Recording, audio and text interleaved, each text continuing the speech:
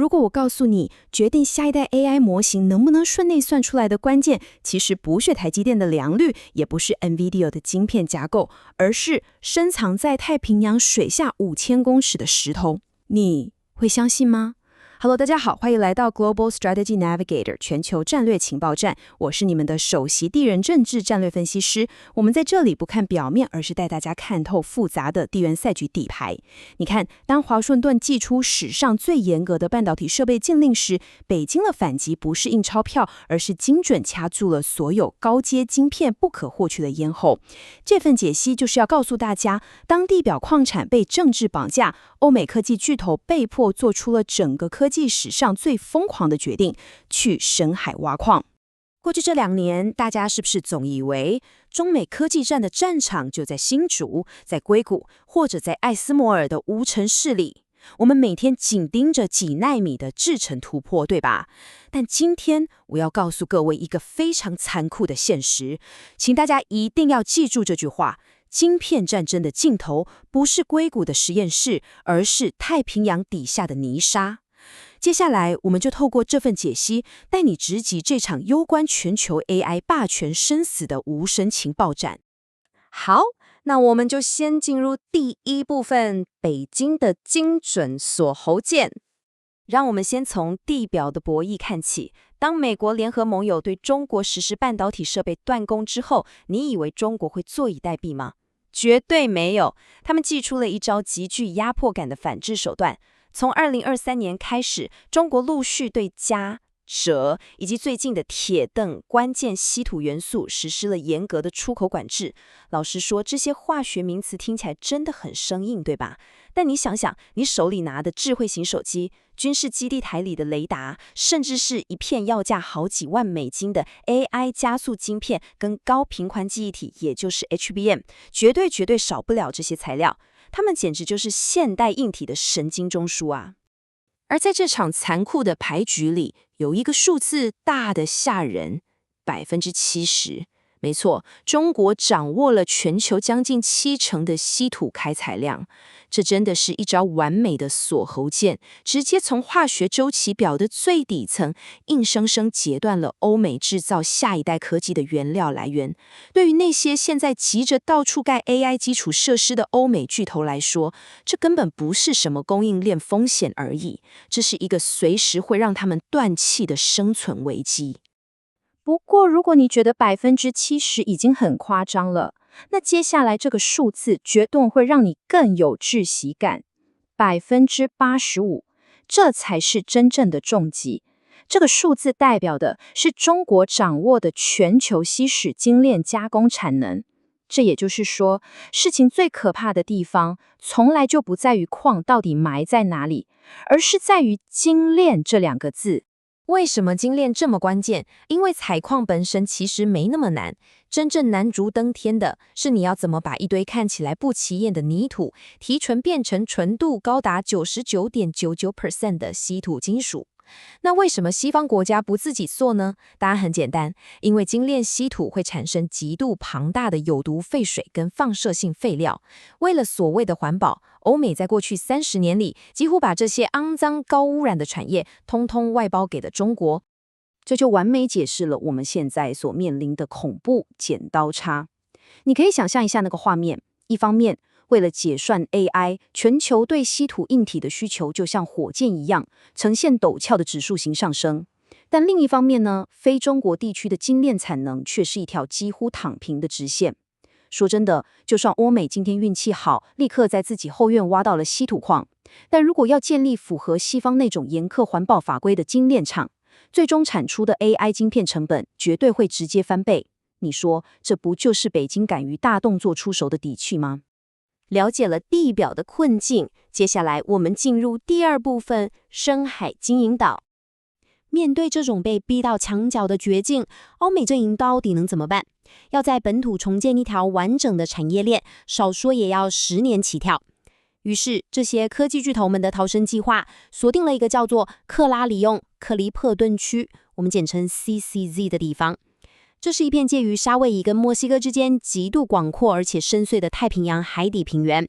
这片充满黑暗、高压，而且可以说是法外之地的深海，竟然成了科技巨头们绝望中的最后一根救命稻草。那他们大费周章跑到海底，到底在找什么？答案就是多金属结合。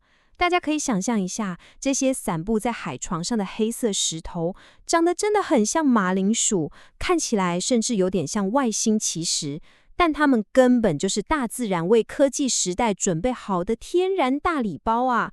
每一颗小小的结合里面，都塞满了制造电动车电池、AI 伺服器散热跟导电元件急需的高浓度的钴、镍、铜、锰，当然还有我们刚刚说的吸水元素。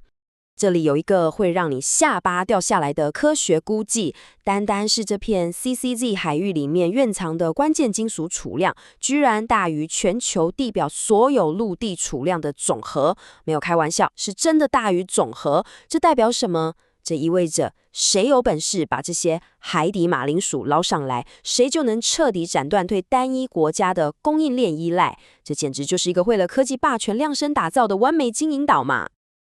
不过事情当然没那么简单。我们来到第3部分，公海大圈地与法规暗战。听起来很像科幻电影，对吧？但现在许多深海采矿公司已经砸下重金，打造出那种简直像海底坦克一样的巨型机器人，准备潜入水下4000公尺强行开采。这时候，一个非常核心的国际法问题就浮上台面了。公海究竟属于谁？在法律的白纸黑字上，它属于全人类的共同继承财产。但在现实中，走进国际海底管理局的会议桌，你会看到大国们正在进行极度激烈的暗盘交易。说穿了，这本质上就是一场无政府状态下的大圈地运动。这场大圈地运动，现在甚至演变成把法规漏洞当作武器在使用。最近有一个名叫诺鲁的太平洋小国突然抛出了一颗震撼弹，触发了所谓的2年条款。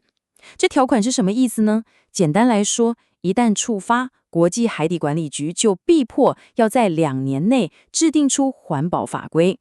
如果时间到了却写不出来，不好意思，采矿公司就可以合法的在没有任何监管的情况下，直接开始商业开采。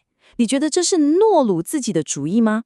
当然不是，这背后满满都是西方采矿巨头的影子。他们把小国当作代理人，在公海上强行逼宫。而中国这边也绝对没再客气，同样在疯狂申请探勘区块，准备跟西方阵营来个海底大决战。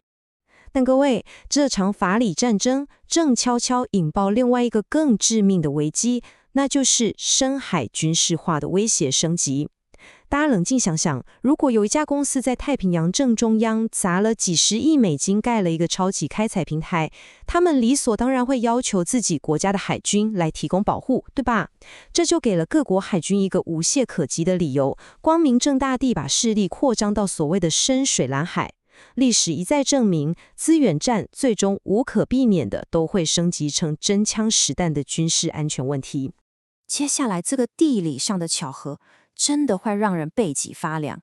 大家知道吗？这片兵家必争的 CCC 采矿区周边，恰巧也是全球海底光纤电缆最密集的咽喉地带。你要知道，这些电缆可是承载了全球高达 99% 的跨国网络跟金融交易数据啊！这就意味着什么？这代表着实体的、充满暴力的矿产开采，跟我们每天依赖的虚拟数据命脉，居然在同一个地理坐标上产生了极度危险的重叠。这简直是把定时炸弹绑在全球网络的脖子上。好了，随着我们来到今天这份解析的尾声，我们进入最后一个部分，资源重新定义国家主权。让我们把视角拉高一点来看，现在大家每天都在谈论虚拟的 AI 智慧，我们被各种演算法、大模型参数给深深吸引。但请大家千万别忘了一个最核心的概念，驱动这些看似虚无缥缈的运算的，依然是实体世界里面最沉重、最真实的矿石跟能源。当矽谷的工程师们还在争论哪一家的 AI 模型比较聪明的时候，那些大国的顶尖战略家们却是在为了一颗深海里的黑色石头争得面红耳赤。因为他们看得很清楚，所谓的科技霸权，永远都是建立在对自然资源的绝对控制之上的。最后，我想留给大家一个问题，好好思考。未来的国际博弈早就已经不再只是单纯的关税战或是贸易战了。在这场从外太空一路打到深海底部的全方位资源争夺战中，自然资源即将彻底重新定义下一个10年的国家主权。那么，在这个先战先赢的丛林法则之下，究竟谁能笑到最后，成功生存下来呢？希望今天的这份解析能帮助你洞悉科技表象下的地缘暗流，保持战略清醒。这里是 Global Strategy Navigator 全球战略情报站，我们下期见。